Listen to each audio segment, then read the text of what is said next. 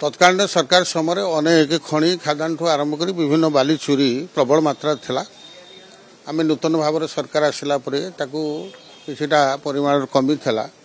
किंतु विशेषकर मु जहाँ देखुची आज भी जेहेतु पुराना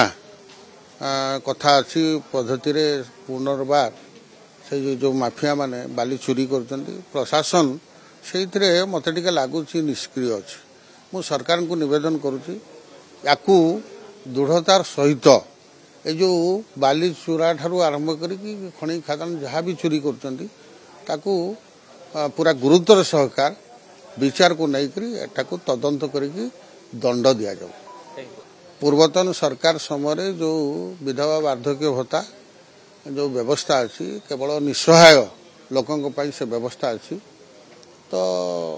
विशेषकर जाजपुर बा कोस्टाल अंचल रे एटा बेसी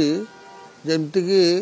चूरारे बा संस्कर्ता करी युवक माने भी भत्ता पाउछन याकू तदंत करी